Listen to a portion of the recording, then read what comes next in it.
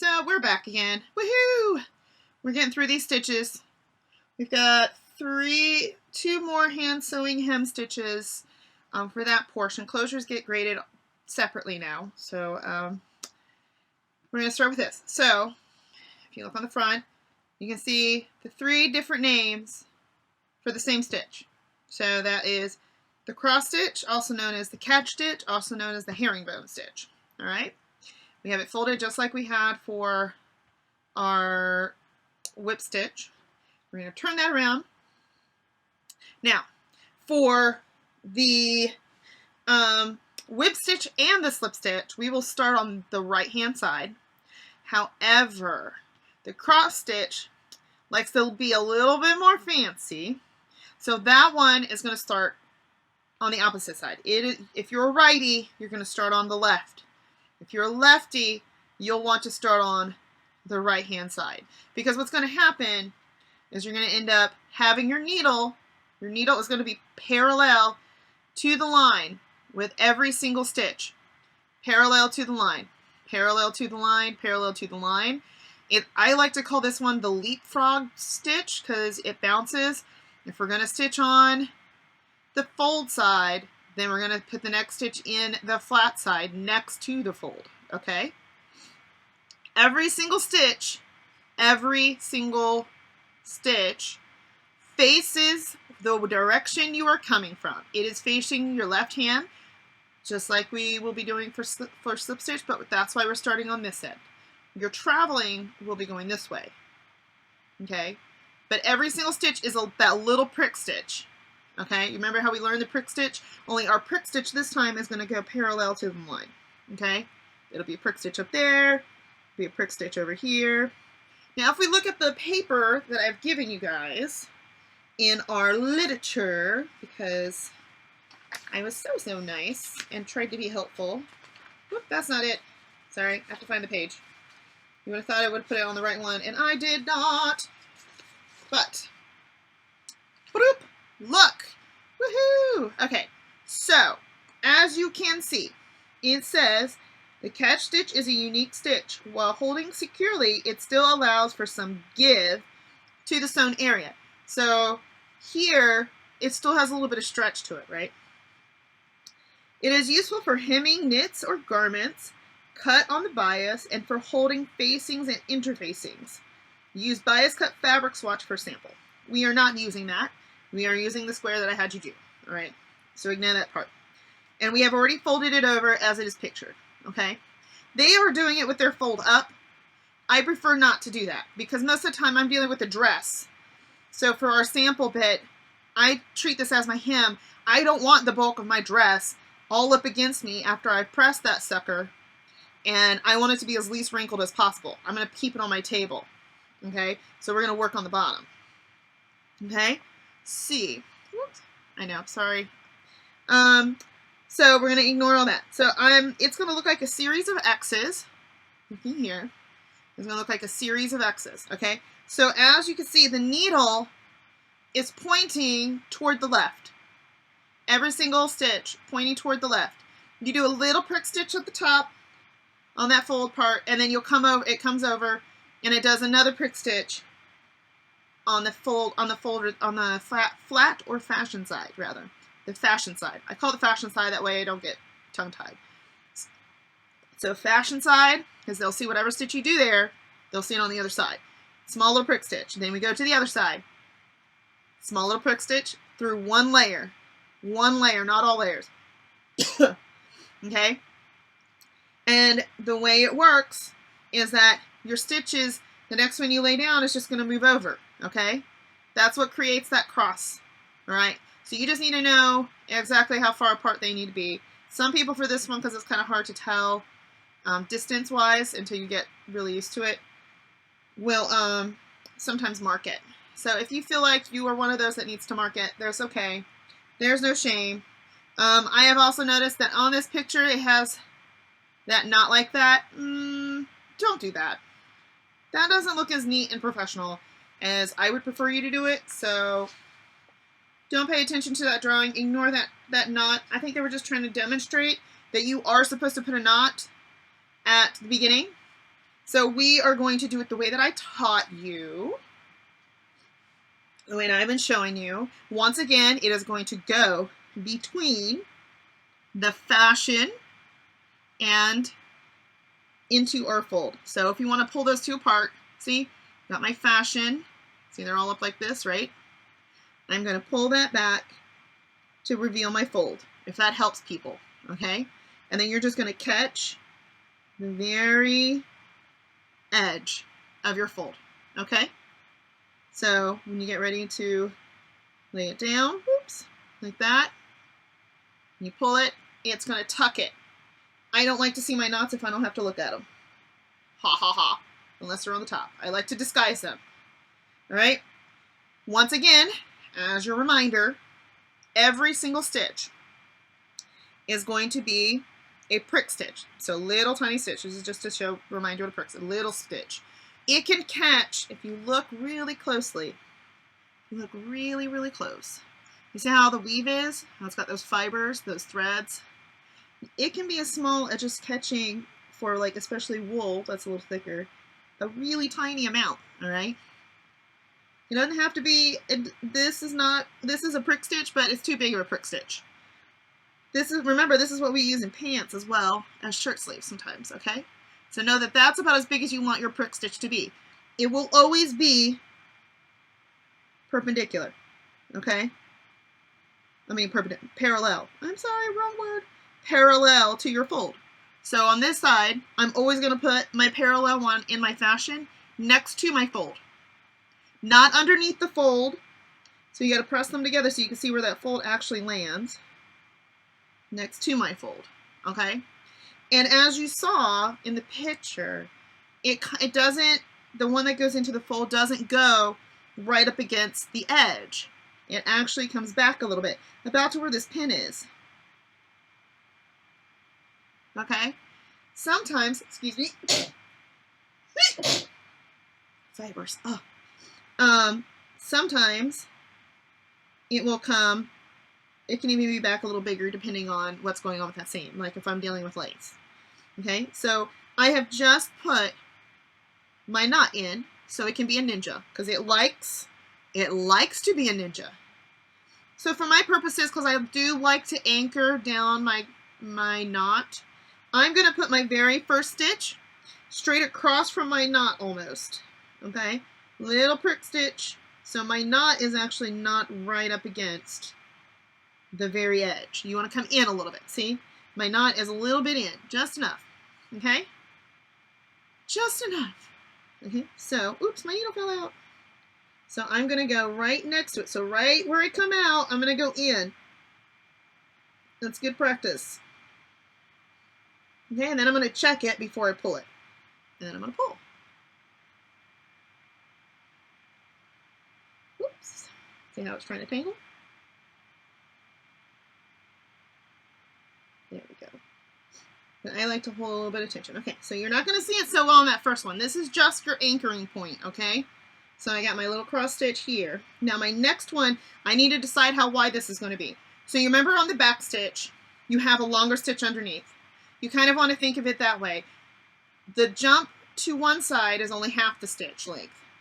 The jump to the other side, so one full V equals the stitch length. Okay, so if for instance, to help somebody better learn this, if I want my full, I don't want my stitch to be wider than my thumb, whoop, I'm going to make sure that I put my next stitch up like halfway.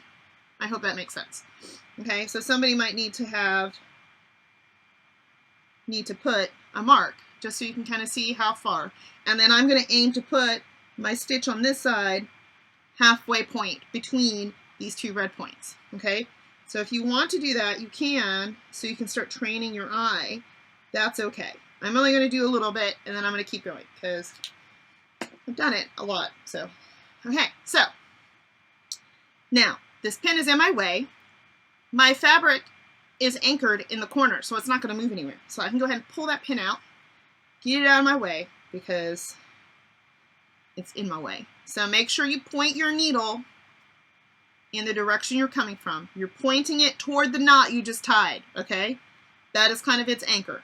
We're going to come up just a little bit. So that's my mid. I'm going to put it about right there. And I'm going to decide how far up I'm going to put that stitch. And then every single one needs to be that same distance from the fold. Okay, so my prick stitch is a little big. I'm going to shrink that up because that does not look so good. Boop, boop. Come on. All right, I'm going to also check to make sure I did not go through both layers. All right, so I'm looking in here to make sure I only went through one layer. And I have only gone through one layer. So, okay, so you can go ahead and pull that. See how it's trying to bundle? So if you have a little loop like this, if you stick your needle into it, it usually will come out pretty nice. All right, so when I have this, I'm going to make sure that my tension is right from the very beginning. So now I'm going to lay this flat and give it a little bit of a tug, okay? So there we go. There's the first part of your cross. Now my next one, my prick stitch, I'm going to make sure my fold is nice and pretty all the way up. I don't want it to be bubbled. I don't want it to be pulled. I'm going to put my prick stitch on either side of this little mark I made. Now, make sure you did not put that prick stitch underneath. You should be able to see your whole needle, okay? So if you lay that flat, you want to make sure you can see your needle pretty nicely anyway. If it's underneath, it doesn't help. And then you can go ahead and pull that. See? So that when I flipped over, I have two little prick stitches, okay? Even with all that knot stuff business I did, it's two little prick stitches. Okay, so now I'm going to continue. I did my stitch on the fashion side, so now I'm going to do it on the fold side. Leapfrog, he's jumping across the street, okay? If you've not played Leapfrog, you should. It's an adorable game. So I'm looking to see how far I need to go, especially since I'm working on training my eyes about the distance. And I'm going to do a little prick stitch. Double checking. And then I'm pulling it. So I'm going to make sure it stays flat. Whoops. Did I pull that a little too hard? Doing a little bit of an adjustment. Okay. Did I get too far? Are they different? Are they too, like, check it before you go much further. See, mine is pretty even. So now I'm going to jump over to this, back over to the fashion side. Pretty little prick stitch on either side of that dot. Okay. So that will also help you learn to make your prick stitches not too big. Okay? So I'm holding that. So look at that. Look, it's looking like a cross stitch. All right, or catch stitch. But you see how it's a catch stitch? I'm just catching a little bit on either side. All right? So as you can see, really close to the fold, come up the same distance on this side every time. Whoops, see, I got a tangled mess. Always straighten out your thread before you go on to your next portion of your stitching. Okay, so now I'm up here. Now I know that's where I want to go, so I'm going to aim for the middle. And I'm going to make sure that I am the same distance. And I'm only going through the top layer.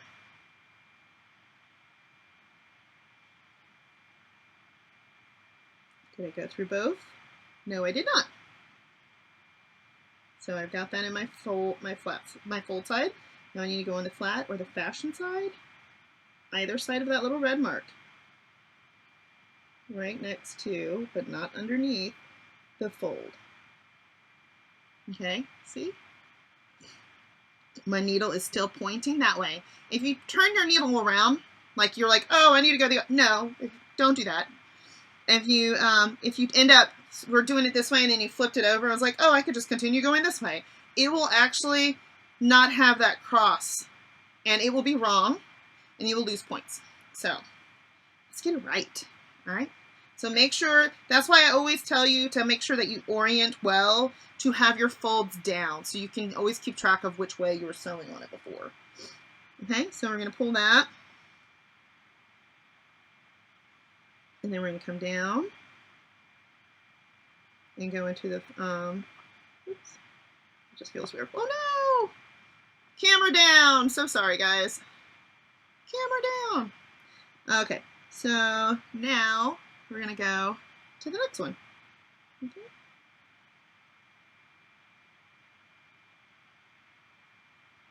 Okay. Mhm.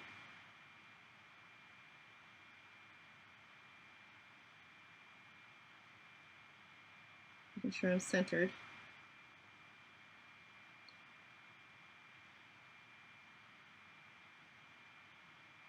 There we go. And it is possible to kind of also do it this way. Where it's flat. I've done it like that, but see? Ta-da! All right.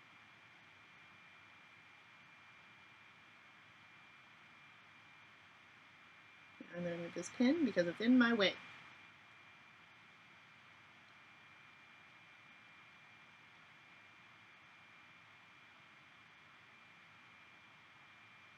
Uh-oh, see how that pulled it?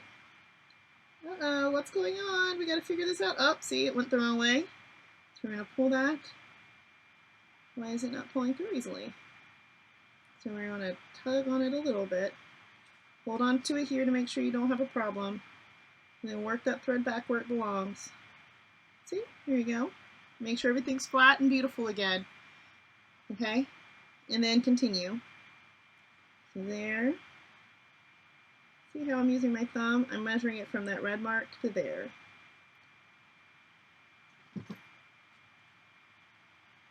And I'm making sure I'm right next to the fold. Oh, but see how, look, I got it shorter? Oh no, what am I to do? Now, if this is your first time, I expect you to keep going because I want you to learn and to see where your mistake might be. But if this is your final one, you can come back, and I'm doing this so you can see, and just unthread your needle at the part where you messed up, you know, hashtag still learning, rethread your needle. Let's try that again. Nothing wrong with that. Like I said, it's going to take at least 3 times, so we'll even it. Okay, so boop. And the important thing is you want to make sure that your stitch length is not too big because you don't want to be able to fit a pinky toe in there or a pinky in there. Mine are just a little bit big, but it's okay. I want to see that you can do this and that you can learn the distance. This is a harder one to get the distance right, so it definitely probably take you a good 3 tries.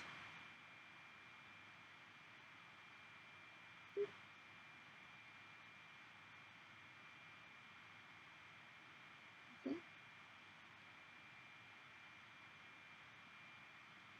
See? Look at that! There we go. See, that one seems like it's a little short, but we're going to just keep going. We're going to keep going.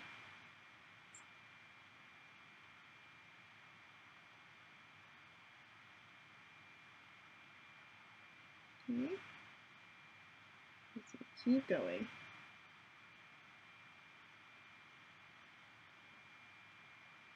See, that one's a little short, and I can tell it, so I'm going to redo that one. All right. Can you see how you can spot it pretty quickly? Go ahead and fix it, especially if this is your final one. You don't want to have to redo the whole thing. But definitely go all the way to the end. For some reason I want to make that second part short. So I'm kind of measuring from here. This is about halfway down my thumb. It's probably a little wide, but it's okay. So if you want to make those dots, you can. It might help you out. Okay? So you see how that's all a mess? I'm trying to pull that straight. You see how that's trying to make a knot? There we go. Always make sure that it is laying nicely before you continue sewing. See, look at that. See? There's some spacing things to work on. Like this one's a little bit too close to it. That's okay. I'm not being graded on it, but the more neat you can be, the better.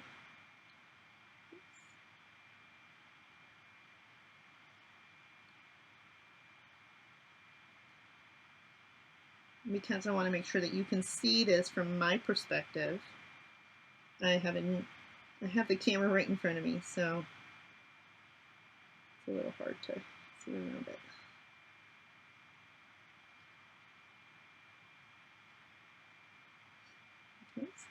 See how that's turning out? Look at that. Look at that. That's some cross stitching. Woot woot. Catch stitching, herringbone stitching. We got this, guys. Yes.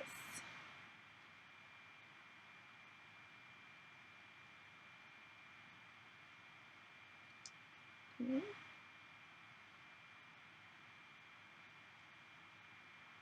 Oh, that's because I keep turning it, so I don't really see the distance very well.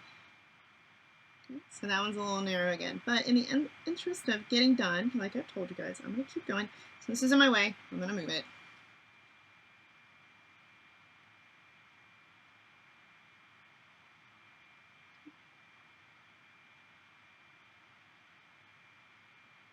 Oops, that's in my way, so I'm going to pull that out of the way.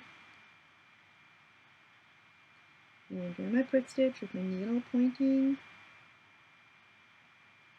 toward where my stitches have been done. It likes to look back.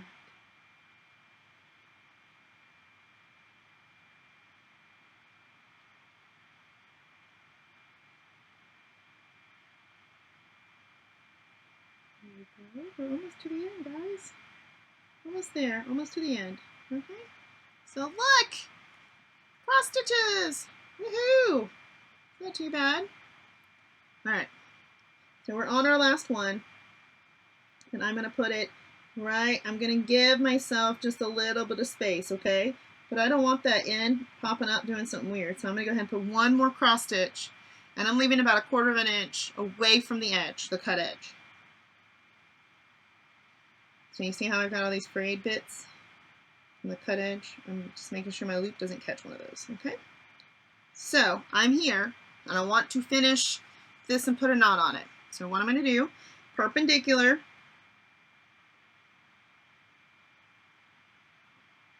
going through all layers.